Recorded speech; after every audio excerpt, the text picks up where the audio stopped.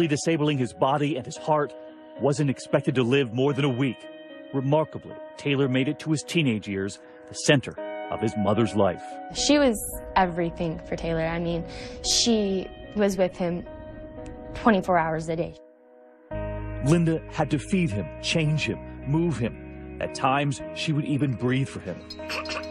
It became something I had to do very frequently, was rescue breathing. But fate would eventually win on a spring afternoon when Linda left Taylor at home with her other children, as she often did, to work for a time at her shop.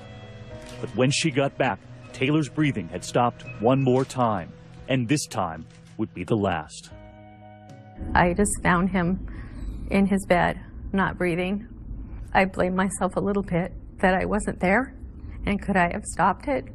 For me, it was hard to lose my brother, but I definitely knew it was, I mean, a million times harder for her. Linda's family says she changed, falling into a deep depression and guilt over Taylor's death. And while she tried to divert her pain by caring for others, in those weeks and months after Taylor's death, she did nothing for herself. She did not seek professional help. You have to do something. I'm talking about the grief part. You need to get it handled. You need to go talk to somebody. We didn't.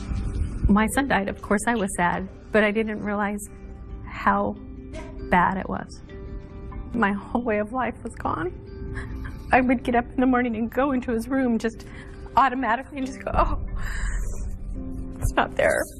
No, so it took a long time to break the routine of just things that I did every day. And it was just, my whole world was turned upside down.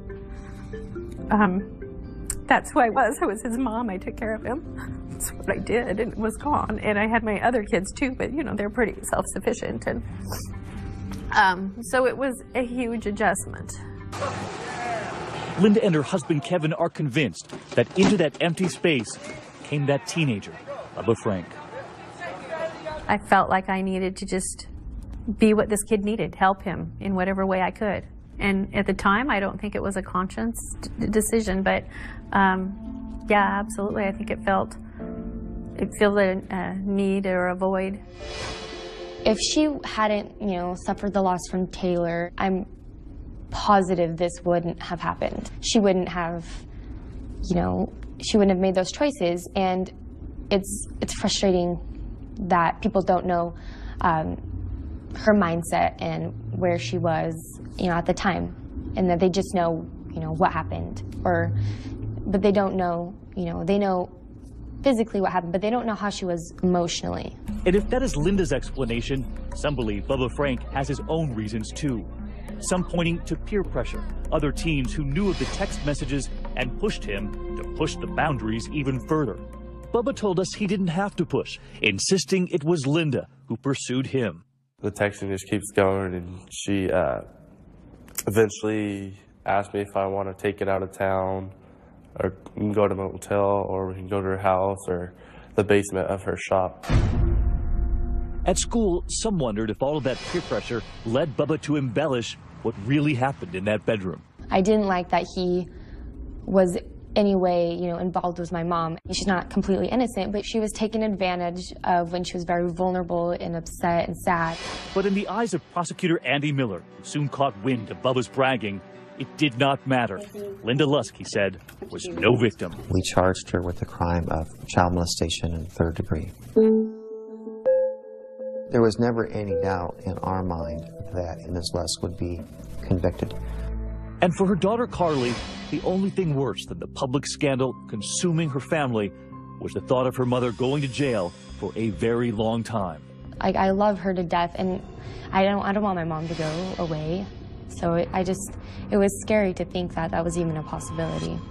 The question in that small town, who was telling the truth? When we come back, Linda Lusk takes a polygraph test. What would it reveal? And would this mom, this former mayor, be sent away? Stay with us.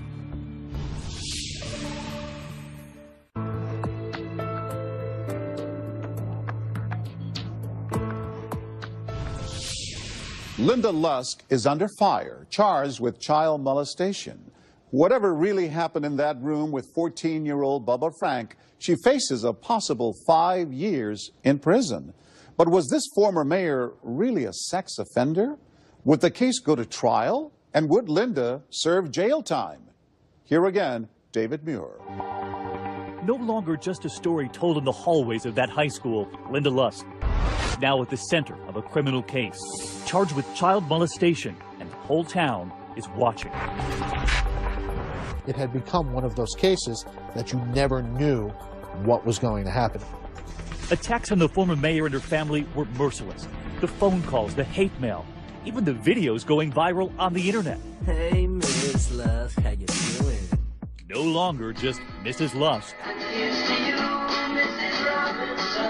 Those videos made by students at the high school where Mr. Lusk was the principal. Hey, Miss Lusk, I see you over there. And where the Lusk children were going to school.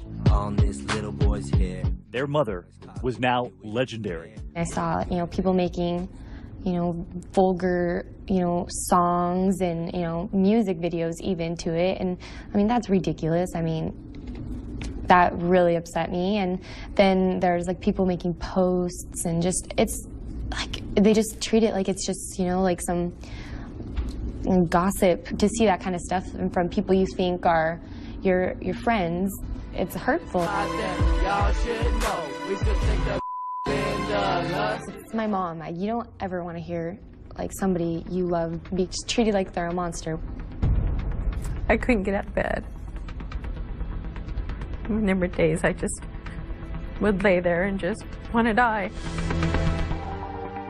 And while Lusk couldn't get out of bed, she also couldn't hide from the pending legal battle, one that would try to determine how much of that lurid sex story was actually true, how much really happened versus how much was teenage fantasy.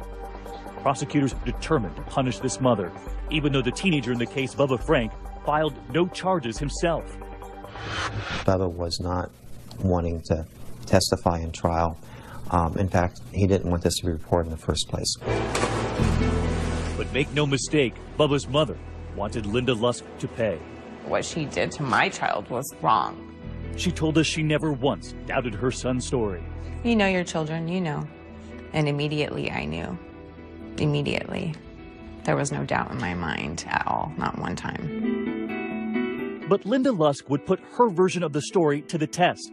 She took a polygraph, adamant the oral sex never happened, and she passed. Defense attorney Larry Stevenson says that's where the case should have ended. The polygraph that she took, the disclosure that she's had, her history, everything about her indicates that she is not a sex offender. And damn it, the hell anyway, there should have been some way to avoid it. But the case would go on. And in-court prosecutor Andy Miller would ask Linda Lusk about something she told the police, that she had touched Bubba Frank that afternoon. Did you tell Detective Cantu that you touched the 14-year-old boy's penis with your hand? I may have. And is that the truth? Yes. Oral sex or not, authorities now arguing touching him was more than enough. In the state of Washington, that's the crime of child molestation in the 3rd degree. I was watching her testimony and saying to myself, it kind of breaks your heart all the way around. To watch somebody describing something that they did that would essentially make them a pariah in a lot of people's eyes, you feel for her, you feel for her family, and you certainly feel for the Franks. After that moment in court, the pressure on Linda Lusk and the family by her side mounting. Facing the possibility of years in prison, Linda agrees to a plea deal, acknowledging the prosecution has evidence that could convict her without having to say she's guilty. But in doing so, she knows she'll face jail time. It was really difficult, and I waffled back and forth.